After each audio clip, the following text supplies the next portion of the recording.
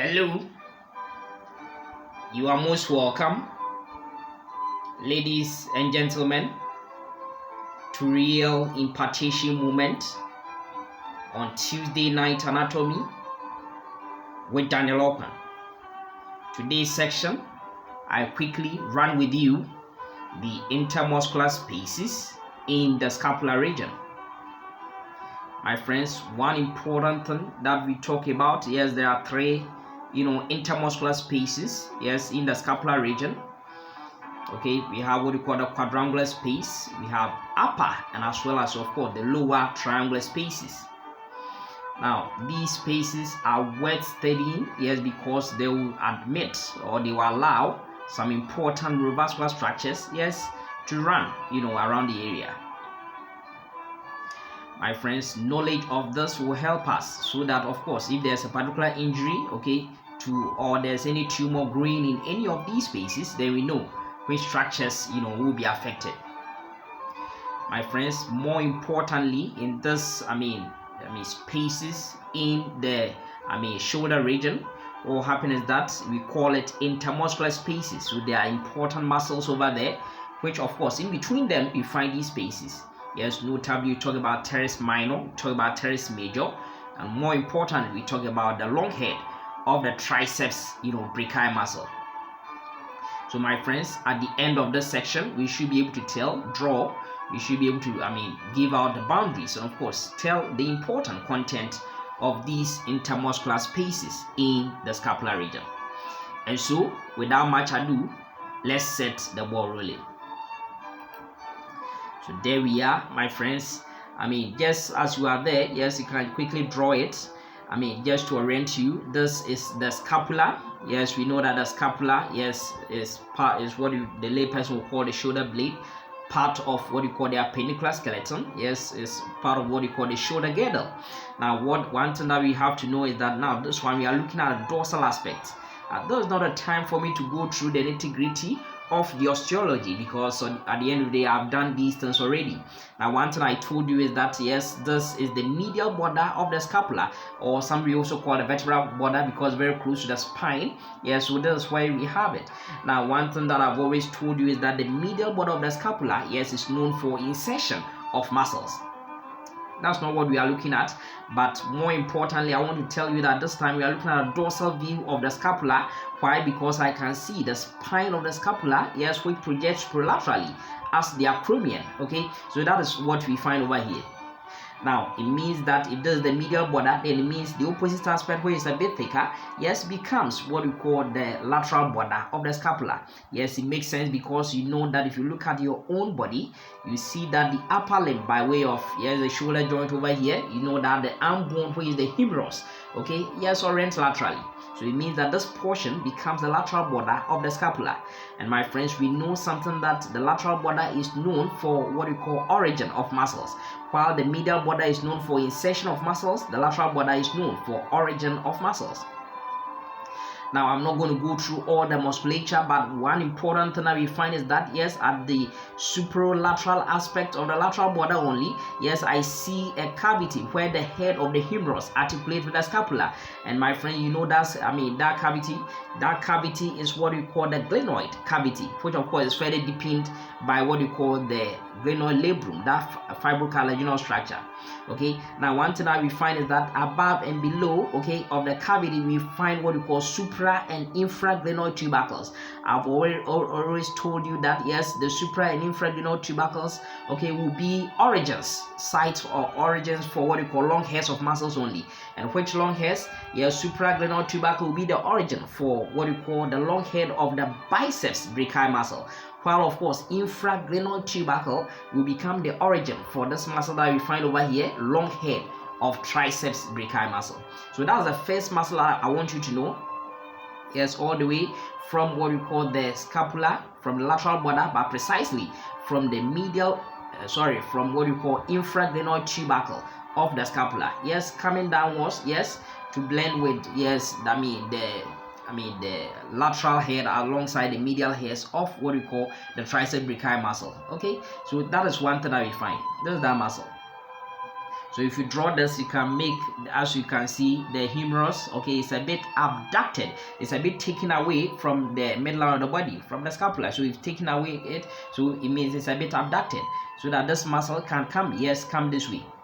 Okay, so that's the first muscle, the long head of triceps brachii muscle. Now the second muscle that I want to tell you, yes, this actually the dorsal aspect, okay, from the dorsolateral aspect, okay, of what you call the scapula, or simply let's say that from the lateral border of the scapula, another muscle is originating there. And my friends, this muscle is known as teres minor muscle. Now, how do I know it's teres minor? Because at the end of the day, it originates from a bit at a higher level than the corresponding, yes, major muscle, where is below. Okay, so the one who is taking origin a bit above, okay, below where the long head of tricep brachii muscle originated. Okay, this time around, this muscle is teres minor muscle. But my friend, this time around, the fibers are not going to insert downward, they are going upwards. Okay, they are going superlaterally. Why? Because they are going to insert on what you call the, inferior facet on what you call the greater tubercle of the humerus. My friends, you know the steering muscles that I've done already, the steering muscles or the rotator cuff muscles. Okay, one of them, yes, the sit muscles, the T. Yes, you know that we have, supraspinatus, yes, infraspinatus, teres minor. The T is for teres minor, okay, muscle. Okay, it inserts on what you call the inferior facet on the greater tubercle of the humerus. So that is what we find over here. Okay, so that is that muscle. So if you've drawn it, yes, that is how it's going to be like. Now the next muscle that we're looking at is what we call the teres major muscle, originating from the level below, from lateral border of the scapula, but below where the teres minor originated, up to a level of even the inferior angle of the scapula. Yes, my friend, this time around, it is not going to insert on greater or lesser tubercle, no, it is rather going to insert on what we call the medial lip of what we call intertubercular sulcus, otherwise what we call the medial lip of the bicipital groove. Yes, because we know that the tendon of the long head or the bicep brachii muscle, yes, tendon will run over there alongside its tendon sheath. Okay, so that is what we find over there. So if you've seen that, then that's okay. But I want to also tell you, although it is not shown over here, you know that yes, the muscle which will be originating over here will be infra. Yes, there's the spine, so infraspinatus will be originating over here. Then above the spine, we have what we call supraspinatus. But more importantly, there's a dorsal aspect. Now, if I look at the ventral aspect, there's one muscle which is originating over there. And my friend, that muscle, yes, is what we call the subscapularis muscle. My friend, subscapularis muscle, yes, will be coming, yes, from the ventral aspect, but this time right to insert on what we call the facet on the lesser tubercle of the humerus. The only muscle which is set on lesser tubercle of the humerus, the subscapularis muscle, the muscle which is also known as the forgotten tendon. Okay, so that is what we find. So please get this picture. Now, if you can see all these kind of things, then what will happen is that you can see these muscles are created some kind of spaces around over here. Now, the first space that we find over here is what we call the quadrangular space. Yes, this is because it's having a four-sided outline, so it is quadrangular space. My friends, one thing that we find, as you can see, yes, in this picture only, is that the superior border of this quadrangular space will be by the teres minor muscle. My friends, teres minor muscle. But one thing that I will tell you is that if I go to the other opposite aspect, okay, then what will happen is that yes, subscapularis will also be running there. But more importantly is the teres minor muscle that you find over here. Okay, now if I look at the medial aspect, yes, because if I go this way, if I go towards the humerus, I'm going laterally. So it means the medial border will be by the long head of the triceps brachii muscle. Okay, so if I've looked at the medial, then how about the lateral aspect? My friends, the lateral aspect, this guy over here is what you call the surgical neck of the humerus, the surgical neck of the humerus, forming what we call the lateral border of the quadrangular space. And of course, inferiorly, you find what we call teres major. This time around, teres major. So remember, I told you that teres minor was above, yes, and teres major will be below. Okay, so that is, what we find here in the quadrangular space. Now, having seen that, I see two triangular spaces, and therefore, yes, the one above here will be what we call the upper or the superior triangular space. Okay, that we find in the scapular region. My friends, this upper triangular space, if we look at it, then what will happen is that superiorly, what is there? It is teres minor. So superior, it is bordered by this muscle over here, where is the teres minor muscle. Then inferiorly, yes, of course, will be by the teres major muscle. Then as I go this way, I'm going laterally. So it means laterally, it will be bordered by what you call the long head of triceps brachii muscle. Okay, so that is, what we find over here. Now the next one, where is that? This triangle will be the lower triangular space. The lower triangular space, which otherwise we want to call a triangular interval. And my friends, this triangular interval, yes, superiorly, it will be bordered by this muscle over here. Above will be by what we call the teres major muscle. Okay, and of course, yes, this one is medial. So medially by what we call the long head of the triceps brachii muscle. Okay, so that is what we find over here. And then laterally will be by the shaft of the humerus. Okay, this guy, the diaphysis of the humerus will be what you call the lateral border of the lower triangular space, or what you call the triangular interval. Okay, so that is what we see. Now my friends, having seen the borders, okay, having seen the muscles which are forming the boundaries of this, various triangles in various spaces in the shoulder region, then what will happen is that, yes, we have to know the content of these spaces over there. So my friends, the first space that we looked at was what we call a quadrangular space. And my friends, one important thing that we know is that the quadrangular space, yes, will admit. Now we are looking from the dorsal aspect. So there are some muscles which run along the dorsal aspect of the cervical neck of the humerus. And my friends, what are these structures which are running over there?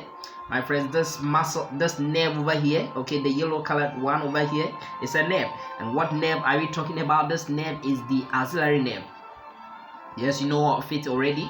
Its root values, yes, is what you call C5, C6. And my friends, yes, this muscle does not only supply, of course, give motor supply to the deltoid muscle, but also it supplies what you call the teres, minor muscle. Yes, that is one thing that you have to know about it. Okay, now one other thing that we should know is that this nerve, yes, it's coming from actually the posterior cord of the brachial plexus that I've done already. So please, you can visit that video and of course get all these insights for yourself. Now also running along the posterior aspect of the cervical neck of the humerus, my friends, is this guy.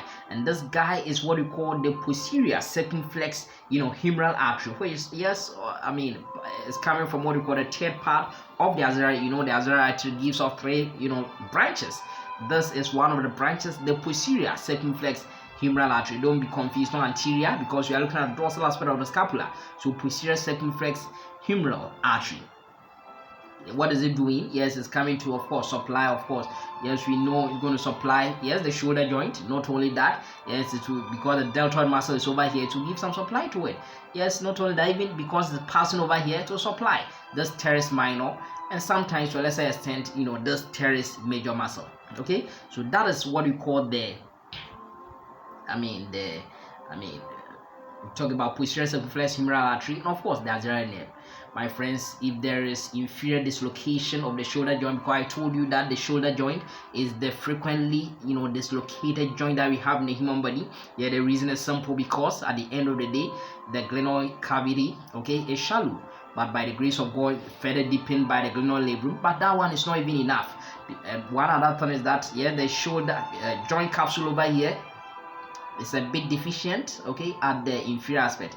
That is why, yes, most of the dislocation will also go inferiorly. Okay, so one thing that I want you to know is that if there's inferior dislocation of the shoulder joint, then you know that the main neurovascular structures which will be affected, yeah, will be the axillary nerve alongside the posterior circumflex humeral artery. Okay, so that's one thing. Now the other one, yes, we go on to what we call the upper triangular space. What is the content? My friends, that content is this guy. This guy over here is what we call circumflex scapular artery. my friend, the content here is the circumflex. Yes, it's taking that kind of, yes, curving around here, so we call it circumflex, going to the scapula. So the circumflex scapular artery going backwards towards what we call the dorsal aspect of the scapula. My friends, this guy, because it is coming here, then you know that the main muscle is going to supply will be the infraspinatus muscle. Okay. Now, one thing that I want you to know is that this guy is also, yes, is indirectly coming from actually the third part of the axillary artery. Now, the third part of the axillary artery gives a very big branch, and that big branch is what we call, told that it gives 3 branches. The third part of axillary artery, apart from posterior circumflex humeral artery, and of course anterior circumflex humeral artery. Yeah, this guy over here, not directly, but there will be another branch, okay, from this third part of the axillary artery, we call the subscapular artery. My friend, the subscapular artery gives off a branch which goes backwards, okay, participating in the rich anastomotic network in what we call the scapula. I will take you through that pretty soon. Okay, that guy over here is what we call the circumflex scapular artery, a branch of the subscapular artery. Okay, so that's what you should know. My friends, sometimes this, upper triangular space, there is no content running through it. Why? Because this, circumflex scapular artery may pierce this teres minor, will not run through this space, and then of course it will come and participate in the anastomotic connection over here. So that's another variation that you may also see. My friends, the triangular interval or the lower triangular space also has 2 contents, okay, just like the quadrangular space. And my friends, what are these contents? An artery and a nerve. Yes, the same thing. This time round, the artery is what we call the profunda brachii artery. Profunda brachii artery, the deep artery of the arm, coming from, of course, the brachial artery. Okay, so that is that guy over here. And my friends, these 2 contents, okay, they run through a groove we call radial groove, and that is why the other content over here will be the radial nerve. Okay, from the axillary region running backwards, running through the arm. Yeah, this guy is the radial nerve, and that is why usually if someone, yes, we talk about honeymoon palsy, we talk about Saturday night palsy. Okay, yes, what will happen is that if there's that compression, okay, at the posterior aspect of the arm, then what will happen is that these vessels or these neurovascular structures will be compressed. Okay, so it means that if there's a mid-shaft fracture of the humerus, okay, then what will happen is that these content will suffer. Okay, so that is what we are going to see. These content will suffer. Okay, and you know that the radial nerve, yes, is the terminal continuation of the posterior cord of the brachial plexus. Yes, that I've done already. Please get that video and watch. Okay, so that is what we find over here. These are just the 2 contents that you want to see in what we call the lower triangular space. My friends, I hope you find this meeting helpful. I'm very grateful for your time this evening. Have a good night, all of you, and may the good Lord richly bless you. Amen.